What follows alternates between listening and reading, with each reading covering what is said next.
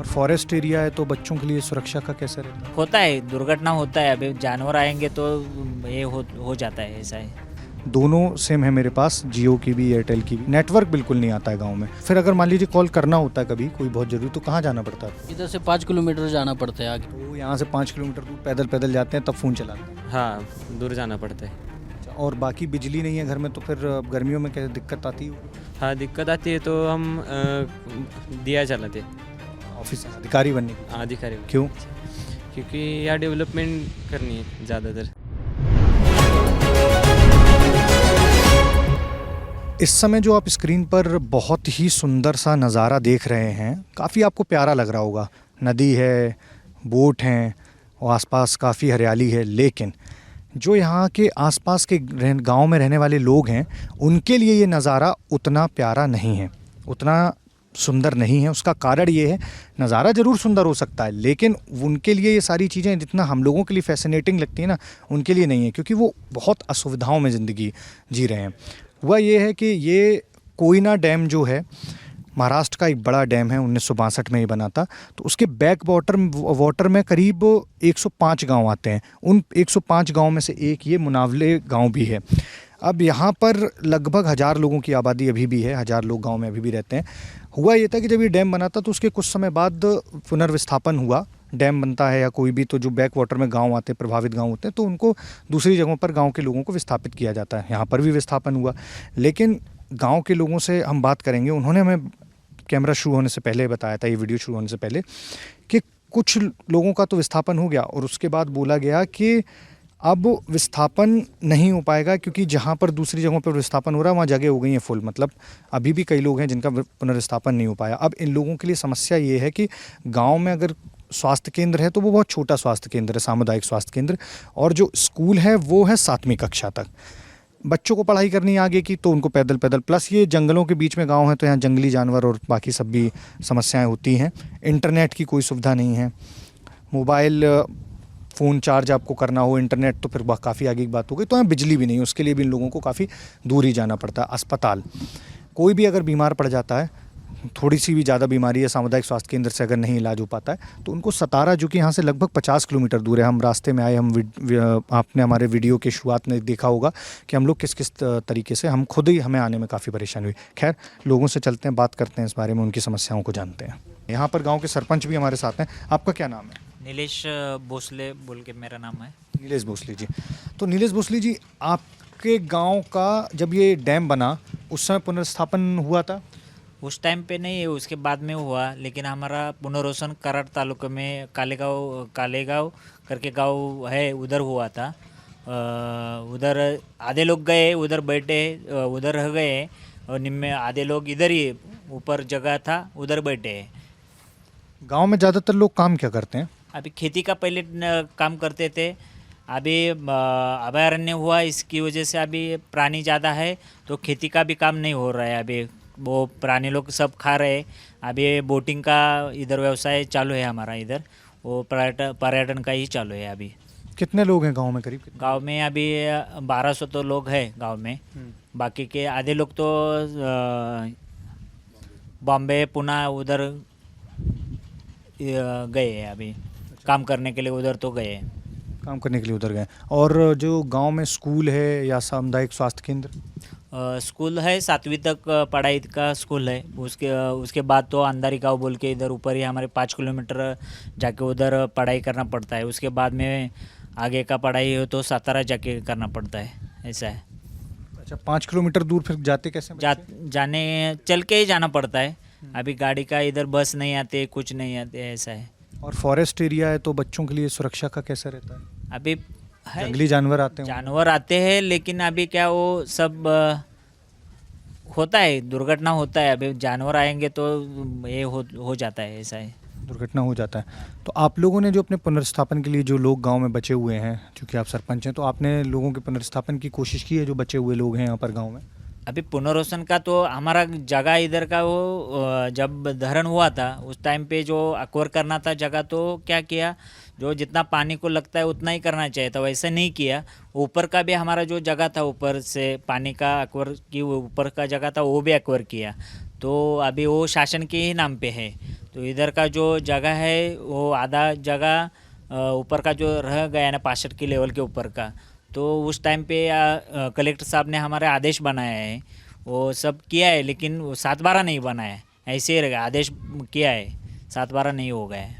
7 बार नहीं। हम लोगों से और भी लोगों से बात करेंगे गांव के। अच्छा बताइए कि जैसे राशन पानी और इन सब चीज़ों के लिए कैसे क्या करते हैं आप लोग? राशन हे आपलं शासनाचं काय भेटतं ते जाऊन आणायचं डोक्यावरनं, असं की आपलं काय ते आता भेटतं क्या?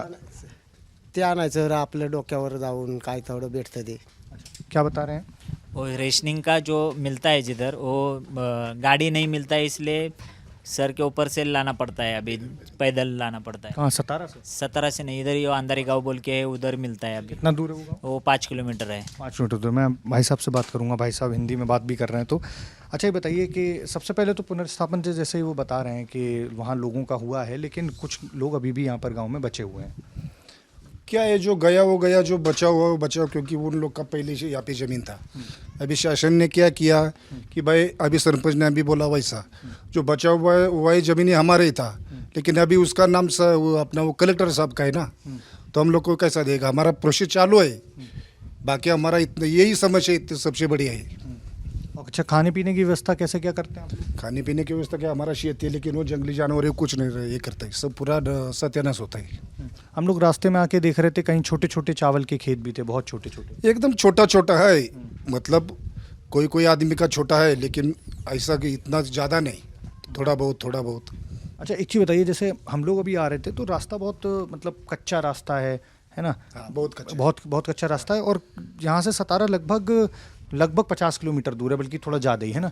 तो आप लोगों को अब जैसे सामुदायिक स्वास्थ्य केंद्र है अपना, लेकिन उसमें तो बहुत छोटे पूरे जो डेली दिनचर्या वाले इलाज हैं वो हो पाते होंगे। जब कोई ज़्यादा बीमारी किसी को होती है तो कैसे लेके जाते हैं फिर?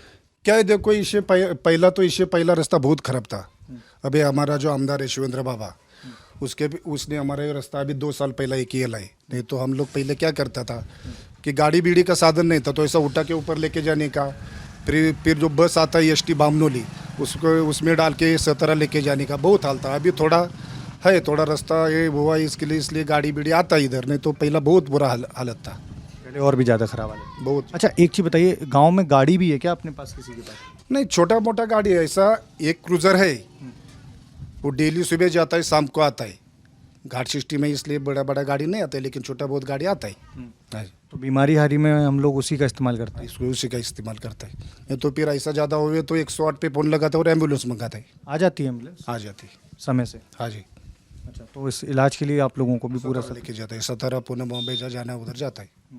और अच्छा, आपके जैसे सगे संबंधी जो रिश्तेदार कभी आते होंगे तो उनको भी बड़ी दिक्कत होती होगी यहाँ आने में? तो फिर नहीं, ऐसा उसको फ़ोन करता है, अगर हमारे पास कुछ गाड़ी बीड़ी छोटा बड़ा हो तो उसके ऊपर जाके लेके आने का 5 किलोमीटर से, और क्या करने का? नहीं तो नई गाड़ी होगा तो पैदल नीचे आता है ना, फिर क्या करने का? फ़ोन से मेरे को याद आया, मैं पूरे रास्ते देख रहा था कि कहीं भी यहाँ पर पूरे गांव में इंटरनेट की सर्विस नहीं थी। मैं राशिद भाई से कहूँगा आप मेरे फ़ोन में दिखा सकते हैं, दोनों सिम है मेरे पास, जियो की भी, एयरटेल की भी, या और भी यहाँ पर जो भी कंपनीज की सेवाएं हैं, नेटवर्क बिल्कुल नहीं आता है गांव में। तो जैसे कभी बातचीत करनी हो, कोई इमरजेंसी हो जाए, कहीं बाहर बात करना हो, फिर नेट का भी इशू है और लाइट का भी इशू है। अच्छा, बारिश के बिजली टाइम, हाँ, बिजली का भी इशू है। बारिश के टाइम में तो कम से कम 2-2.5 घंटा भी लाइट नहीं रहता है, अपना रेंज भी नहीं रहता है, बहुत सब पूरा हालत है इधर। एक चीज़ मैं आगे भी बात करूँगा, आप हिंदी में बात करेंगे मुझसे? अच्छा, मैं आ जाता हूँ आपके पास। एक चीज़ बताइए, जैसे इंटरनेट की समस्या है, तो अब गांव में बच्चे हैं, पढ़ाई कर रहे हैं, तो पढ़ाई फिर कैसे इंटरनेट के बिना कैसे कर पाते हैं?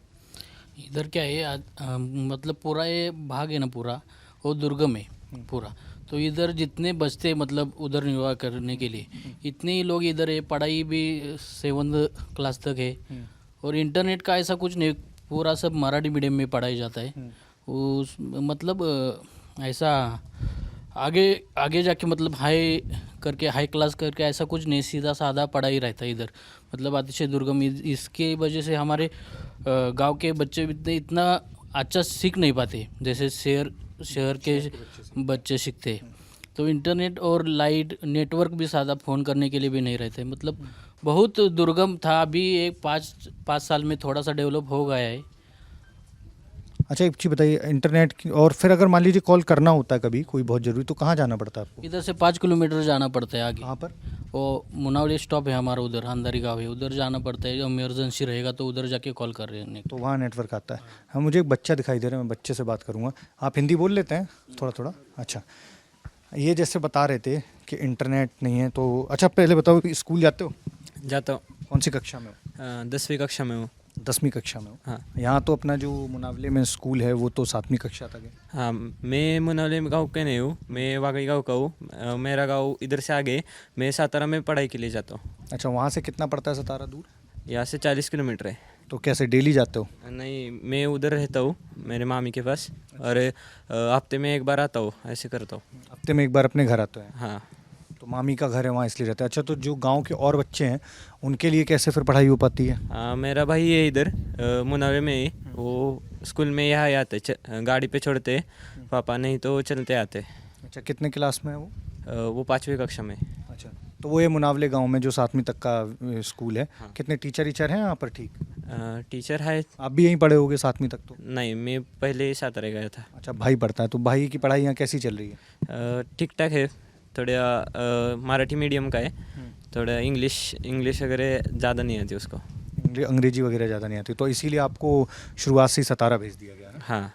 अच्छा, एक चीज़ बताओ, जैसे इंटरनेट, अब जैसे गांव में आते हो अपने वापस यहाँ जहाँ हफ्ते में एक बार, तो यहाँ तो ना तो इंटरनेट है ना बिजली की जैसे बता रहे व्यवस्था है, तो खेल कूद और इन सब चीज़ों के लिए फिर क्या करते हो? अगर जैसे कभी मन हुआ कि फ़ोन चला लें, इंटरनेट चला लें?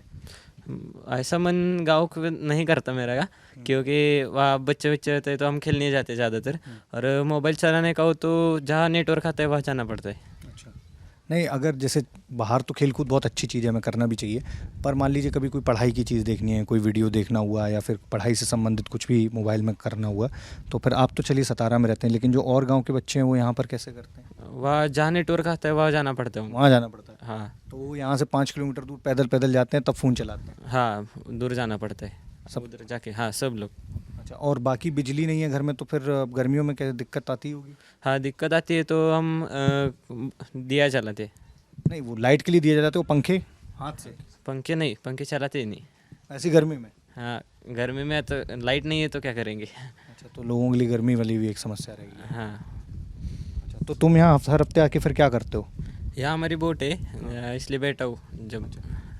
अभी तो पर्यटन का भी उतना खास दिख नहीं रहा मेरे को, ज़्यादा कम, मतलब मैं काफ़ी देर से आया हुआ हूँ यहाँ, कम भीड़ है, अभी सीज़न ऑफ चल रहा है। हाँ, छुट्टियाँ ख़त्म होने आई है ना, इसलिए अब स्कूल वगैरह शुरू हो गई तो नहीं आते। अच्छा, जब स्कूल नहीं चलता है तो लोग आते हैं खूब?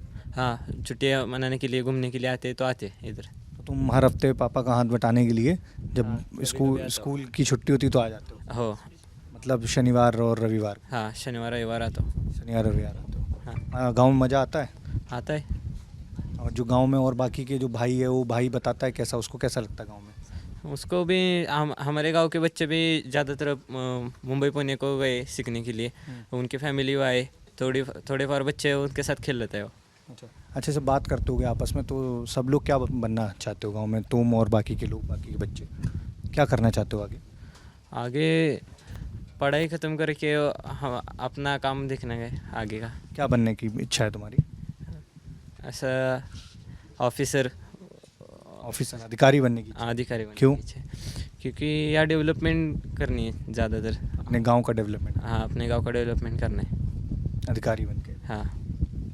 और बाकी के गांव के बच्चों से बात करते हो तो अब चूँकि उनके पास तो सुविधाएं कम है, तो लगता है कि इन सुविधाओं के साथ वो अधिकारी बनना उनके लिए आसान होगा?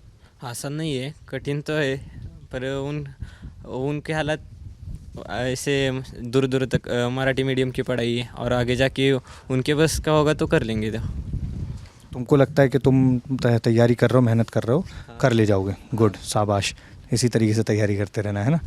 तो जैसा कि छोटे कुणाल कदम ने बताया कि ये शहर जा रहे हैं पढ़ाई करने के लिए ताकि अधिकारी बनकर अपने गांव की स्थिति को सुधार सकें। गांव में और लोगों ने बताया कि काफ़ी समय से रिहैबिलिटेशन की, पुनर्विस्थापन की कोशिशें जारी हैं, हुआ है कुछ लोगों का पुनर्विस्थापन, लेकिन जो गाँव के बचे हुए लोग हैं वो अभी भी असुविधाओं के बीच रह रहे हैं। लाइट नहीं है, इंटरनेट नहीं है। जो हम लोग सब जो शहर में रहते हैं उनके लिए तो ये सोच पाना भी बहुत मुश्किल है कि अगर आपके पास इंटरनेट की सुविधा ना हो, आपके पास बिजली की सुविधा ना हो, अस्पताल ना हो और अगर आपको ज़रा सी भी कोई इमरजेंसी आती है तो एक छोटे से कॉल के लिए भी आपको 5 किलोमीटर चलकर जाना पड़े, और अगर किसी की तबीयत ख़राब हो रही हो तो आपको अपने पेशेंट को गाड़ी में रखकर, वो गाड़ी भी बड़ी मुश्किल है यहाँ मिलनी, आपको सतारा शहर जाना पड़ रहा है 50 किलोमीटर।